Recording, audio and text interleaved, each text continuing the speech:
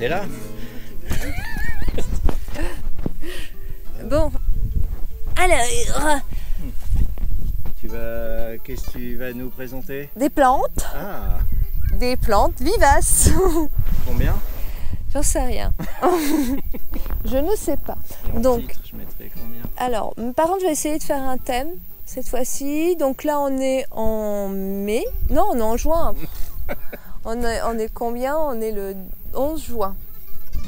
11 juin 2022. Parce que les vidéos, j'ai commencé en 2020. Donc, tu vois, et ça repartit sur 2 ans tellement j'en fais peu.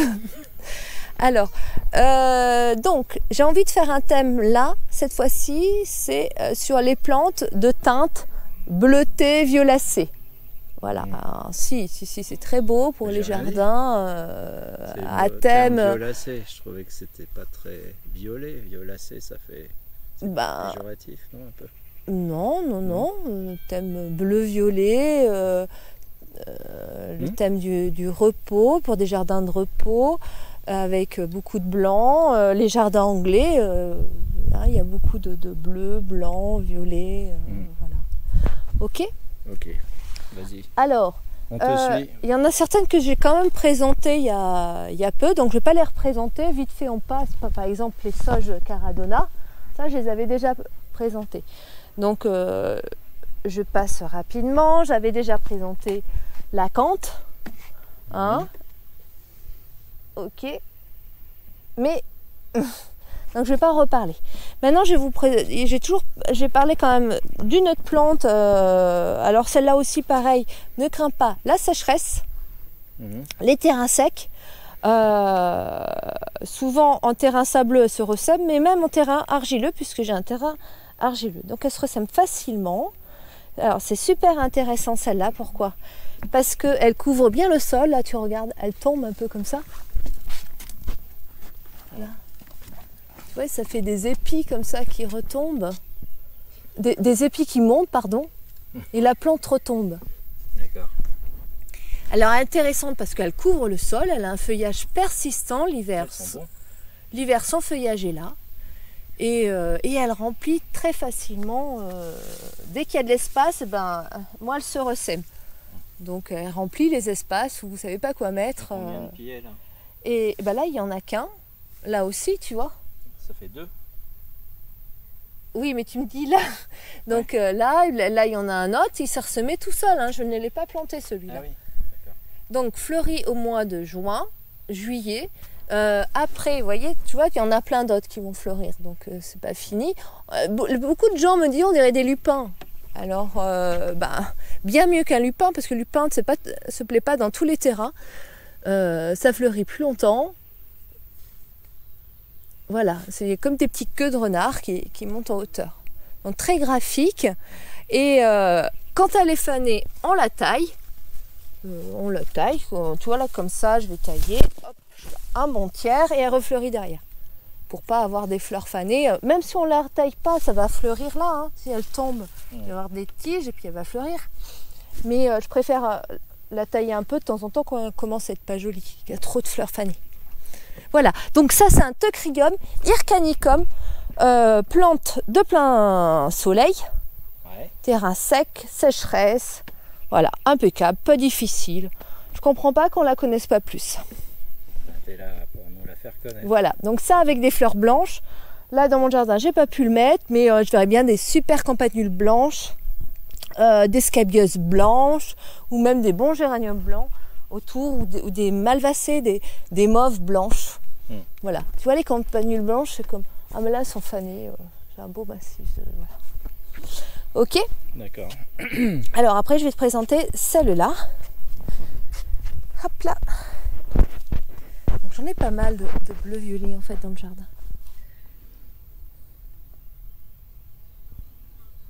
Voilà.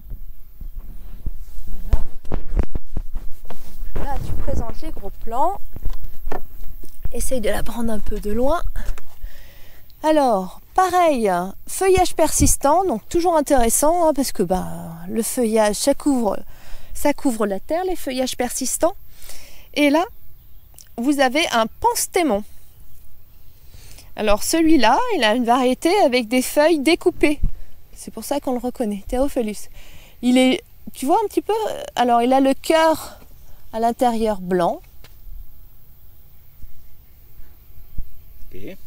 Les clochettes sont pas très grosses, mais il y a plus de tiges et plus de fleurs. Je trouve qu'il a beaucoup de charme. Tu vois, en bordure, il n'est pas plus haut, il fait 40-50 cm. On me demande souvent des plantes pas trop hautes comme ça. On il couvre bien, et voilà. Elle va fleurir donc de mai à mi-juillet. À juillet, je la taille et elle repart fin août. Je l'aime bien l'associer, par exemple, avec des achillées. Là, c'est une achillée orange. Tu vois, ça fait flashy. Ah oui, joli avec. Voilà, on continue ? Ouais.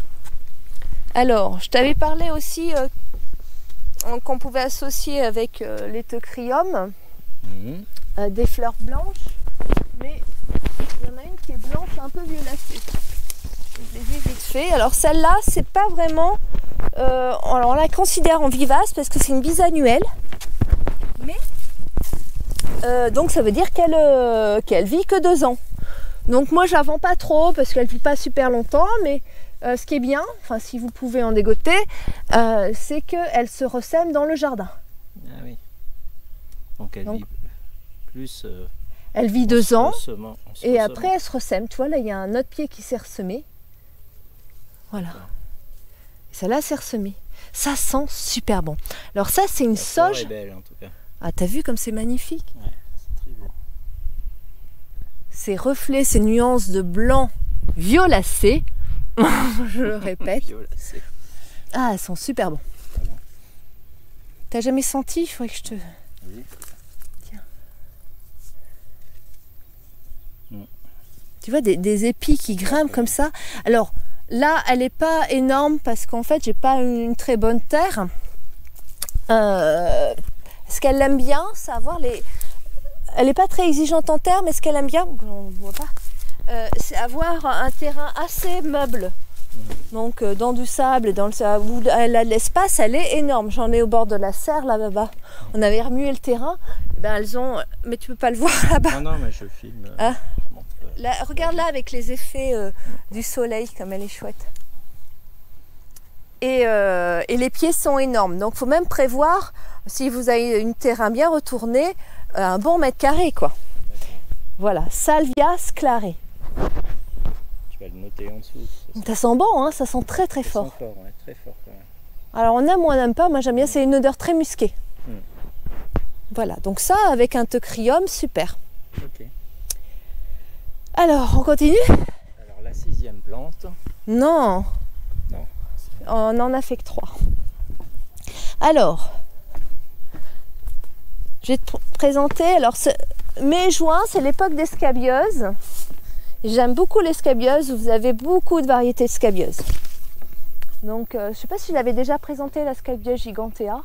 Je sais pas. Mais comme je suis dans les fleurs bleues, bon, on va voir. En tout cas, en bonne campagne. Elle n'est pas dans le thème. Ça y est, sortie du thème. J'arrive pas pas très scolaire la fille. Hein. Tu m'étonnes que je fasse des plantes. Bon, allez. Donc, regarde comme elle est belle. Tu vois? Alors ça, c'est la même famille que celle-là. Ah bon, bah, elle se ressemble pas. Elle se ressemble pas, mais regarde, si tu vois le feuillage. Ensemble. Le feuillage, il est découpé. Tu vois, il ressemble. Celui-là un petit peu plus gros. Ouais. Mais le feuillage se ressemble.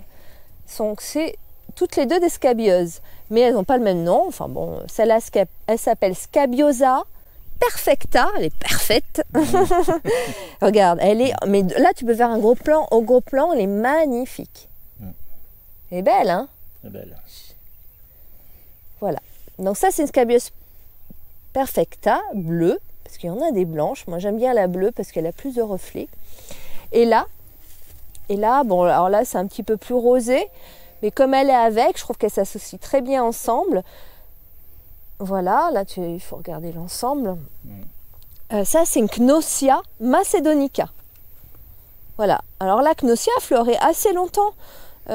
fleurit tout l'été, je crois. Si c'est pas trop chaud, hein, s'il n'y a pas trop de canicule. En tout cas, elle peut fleurir à mi-ombre, ça ne la dérangerait pas. Hein. Pareil pour les scabieuses.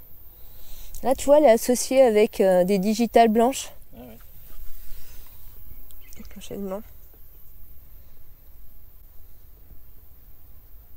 Voilà, donc Scabious perfecta. Allez, rapidement, je te montre la Scabious gigantea. Alors là, du coup, tu vois que le feuillage découpé, il est encore plus gros. Hein, tu as vu, hein, très fin, moyen. Alors là, il est super gros, tu le reconnais, hein, découpé. Et regarde, ça fait très très champêtre. Si on regarde le massif de loin. Voilà, donc gigantea, comme son nom l'indique. Alors elle attire, mais alors il y a toujours 3 ou 4 insectes dessus. Elle est très très mellifère. Les insectes l'adorent. Elle est crème. Gigantesque. Alors c'est génial parce que si vous avez un grand espace à couvrir, regarde le feuillage. Ouais. Là tu peux la mettre avec des arbustes. Ah bah là j'ai mis que 2 pieds, mais elle se ressème. Donc moi elle se plaise, donc elle se sert semée là. Bon, quand j'en ai trop, j'en enlève. Mais tu vois, facilement associé avec un arbuste en plus pourpre, c'est super. Ce qui est beau dans les scabieuses, c'est quand c'est fané, ça te fait quand même des belles boules. Tu vois, ça fait des belles boules vertes. Ah ouais. Sans les pétales. Même sans les pétales, ouais. Scabiosa gigantea. Chouette, pas très bleuté, mais bon. Non, mais par contre, c'est la même famille et voilà pourquoi je l'ai présenté. La même famille, elles sont très différentes les 3 que tu as montrées. Voilà. Après, allez, j'en montre une dernière qui est violette. Ah non, 2 encore. Rapidement. Celle-là, on la voit pas souvent et je l'aime beaucoup. J'ai pas beaucoup de pieds. J'aimerais pouvoir faire une masse plus importante.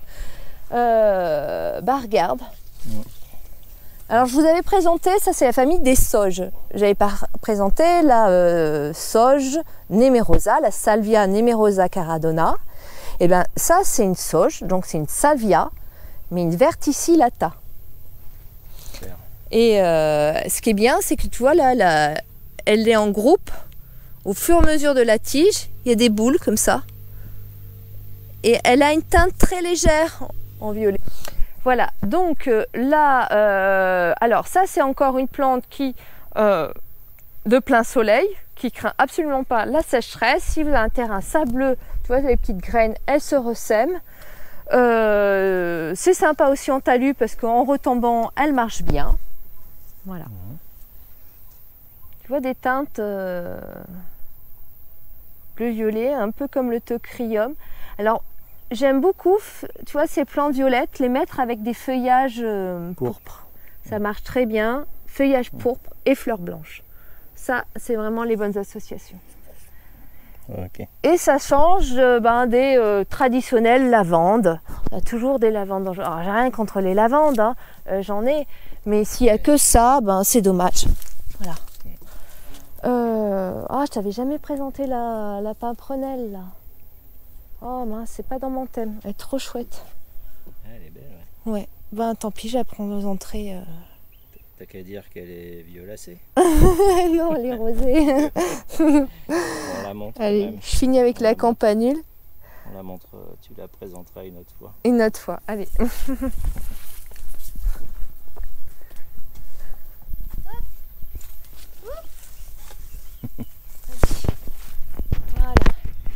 Alors bon, j'ai pas beaucoup de place dans mon jardin, hein. Donc là il aurait fallu que je taille un petit peu l'Escolgia Santoni. Voilà, je vais vous présenter celle-là. Alors celle-là en talus, ça marche bien, ou normalement, en tout cas tout le long de sa tige, on reconnaît qu'est-ce que ça fait. Ça fait des clochettes, et ces clochettes, beaucoup de gens vont les reconnaître, c'est des campanules. Alors, mais quelles campanules? Alors, il y a énormément de variétés de campanules. Ça, c'est des campanules. Je vais filmer l'intérieur. Oh. Je crois que c'est intéressant l'intérieur. Moi, ce que j'aime bien, c'est voir l'ensemble de loin. Donc, elle vous fait quand même une masse. Là, il y a un pied. Donc, si tu peux te mettre un petit peu plus loin, tu vois, une masse de bien 60 mètres carrés. Non. 60 cm. 60 cm carrés. Je coupe une masse de 60 cm carrés. Là, tu vois, elle va continuer à fleurir. Hein, donc, mes joints, des belles grosses clochettes.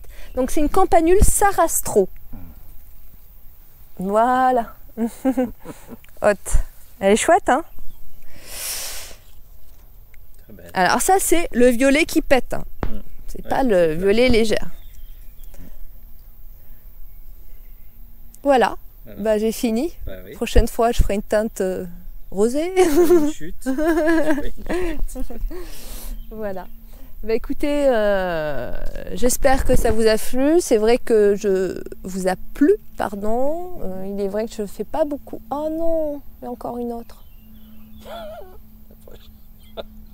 Rapide. Bon, allez, une dernière. Vite, vite, vite. Vas-y, ça filme. Donc, la dernière que je voulais présenter, alors ça fait 3 fois hein, que je refais parce que la caméra marchait pas. Désolée pour le manque de naturel. Du coup, donc on l'a bien vu de loin, chérie, pour bien montrer la masse que ça fait. Donc, tous les gens vont la reconnaître. T'as vu tous les bourdons, les petits sphinx là, dessus. Alors, moi, je vais les déranger. Alors, donc, c'est une sauge officinale. Souvent, on les connaît, grises. Beaucoup de jardins connaissent. Donc, les sauges qu'on utilise dans la cuisine. Ouais. Mais celle-là, elle est pourpre. Donc, salvia. Donc, purpurea. Voilà, la salvia officinalis purpurea. Alors, elle fleurit bleue. Tu peux reculer un petit peu pour montrer. Elle était toute en fleurs il y a 2 semaines. Elle était super parce que le bleu ressort super bien sur son feuillage pourpre. Mais même fanée, tu vois, les épis violacés sont très sympas. Voilà. Elle est plutôt violette que bleue. C'est bleu violacé, c'est pour ça bleu violet. Je n'aime pas que je dise violacé. Alors, donc, super pour couvrir les sols et ne pas avoir à désherber. Donc, feuillage persistant. Une fois qu'elle est fanée, on va bien la tailler un bon tiers pour bien lui garder sa forme. Voilà. Donc, la belle boule, la sauge officinale purpurea. Donc, très sympa. Encore avec le violet, avec le pourpre, des fleurs blanches, ça va très bien. Alors, j'en profite parce qu'elle est juste à côté. Donc, je vous montre la Véronique Longifolia. Salut Véronique. J'en profite pour lui faire un petit coucou. Et sa famille. Elle va se reconnaître. Qui viennent de très loin. Et qui viennent de très loin, plusieurs fois me voir. Des abonnés qui viennent de très loin. Voilà. Et donc, Véronique Longifolia. Longifolia, elle est longue, fine, elle est en épis comme ça. Elle monte. C'est pour ça que je vous avais déjà expliqué les épis qui montent. J'aime bien les fleurs érigées, moi. Les épis qui montent comme ça fleurissent longtemps parce que on voit bien, ça monte, ça monte, ça monte. Voilà. Une fois qu'elle est fanée, on va la pareil, on la taille un tiers et elle va refleurir 3 semaines, 1 mois après. Donc celle-là, quand on n'a pas trop d'espace, c'est bien parce que tu vois, elle prend quoi, 40 cm carrés, elle monte en longueur, ça donne du rythme dans le jardin. Elle fleurit donc en mai, juin, puis après va refleurir en juillet ou en août. Et on peut la mettre au soleil ou à la mi-ombre. Alors il en existe des fleurs aussi blanches, des bleus clairs. Et tu vois là j'en ai des roses aussi. Ouais, elle est belle celle-ci. Voilà, elle commence juste à fleurir. Voilà, donc c'est la famille des Véroniques, parce qu'il y a plusieurs Véroniques, il y en a qui sont tapissantes, mais je vous montrerai ça peut-être un autre jour. Voilà, donc j'ai fini, parce que sinon on n'arrête jamais, avec toutes les plantes. J'essaye de trouver des thèmes quand même. Et je vous embrasse tous, et puis à très bientôt. Je sais, j'en fais pas assez des vidéos, mais j'essaierai. Je vous abandonne pas. Ciao. Ciao, à bientôt.